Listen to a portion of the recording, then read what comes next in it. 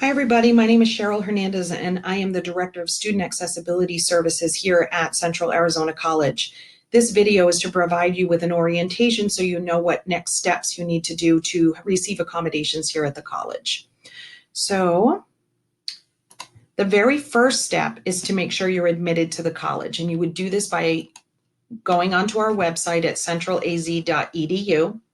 You want to go to admissions and apply now. This takes about 10 minutes. You put your name, your address. It's a very quick process. Once that's completed, it'll generate an ID number for me so that when we meet, we can begin the process.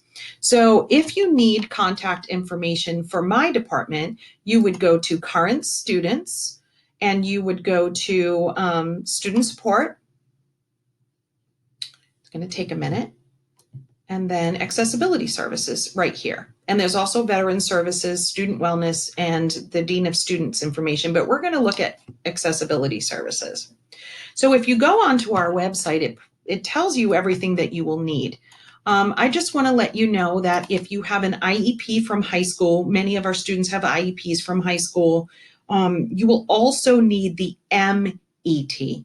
If you don't know what that is, your high school definitely knows what it is. I need signed copies of the IEP and the MET in order to provide services to students. If you are on a 504 accommodation plan, please provide the 504 to my department as well as medical documentation. So for instance, let's say you have a health concern that is whatever your diagnosis is on that paper, please provide doctors, supplement with doctor's information as well.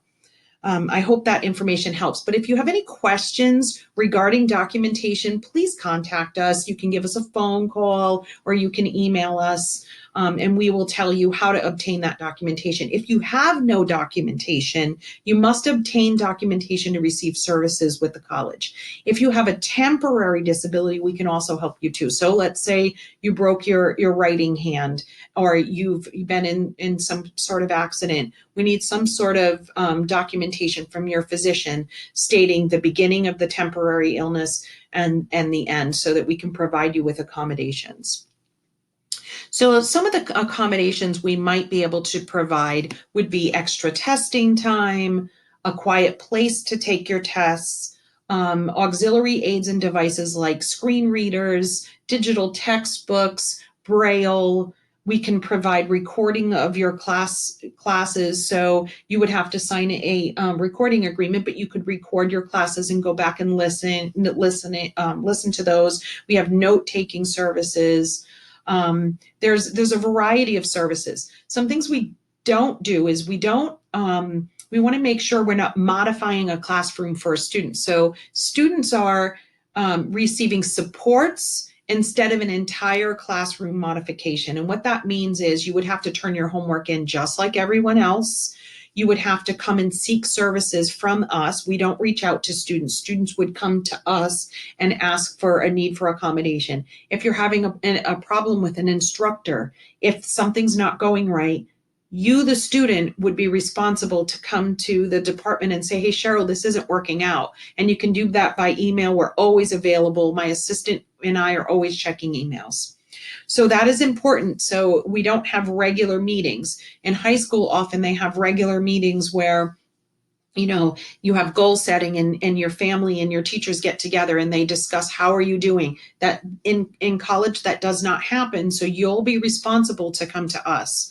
We'll develop an accommodation plan. So that accommodation plan will be good for 1 full year.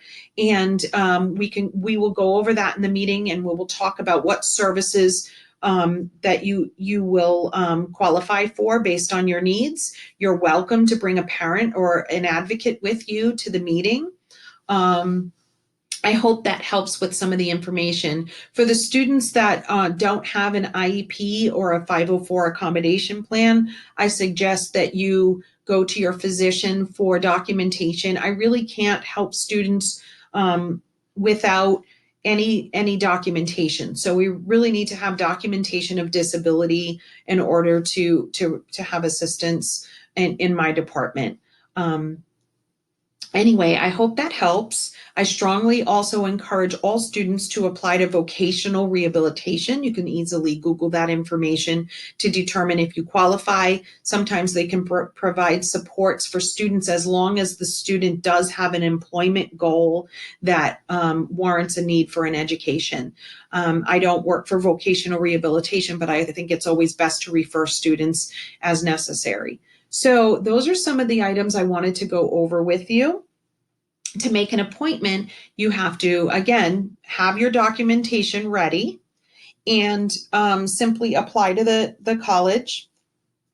You can meet with advisors. You do not have to disclose that you have a disability to advisors. However, if there's a particular subject that you struggle in, I strongly suggest that you don't have to say, I have this diagnosis, but you might want to say, I struggle in this particular area, so that the advisors know that that might be a challenge for you. So maybe not pile up multiple classes in one semester on that particular subject that you struggle in. When you are ready to make an appointment with my department, you're going to want to have your documentation ready. You can have already met with an advisor, that's fine.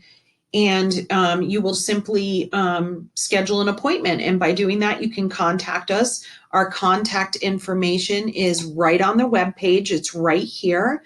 This video will be available to you so you can review. But Ricky Torres is here. He helps schedule my appointments, and my information is here too.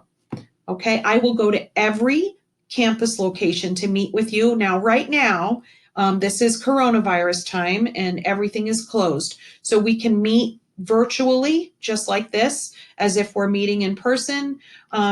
After the coronavirus restrictions are lifted, I still would like to meet many students on Zoom meetings or in some type of virtual way. And the reason for that is there's only one of me, and oftentimes I can't get to multiple campuses at once. So we're probably going to have a more interactive meeting, and it will help you learn how to use this format for your future classes.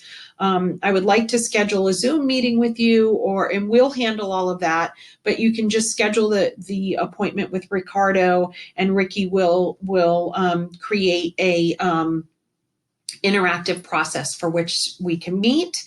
If that really doesn't work and you don't want to do it by video, or maybe your disability creates a barrier to having video appointments, when we are doing face-to-face appointments in the future, I will go to each campus to meet with students, and we can schedule that as needed. I hope this information has been helpful to you. If you have any questions, please feel free to email us at any time.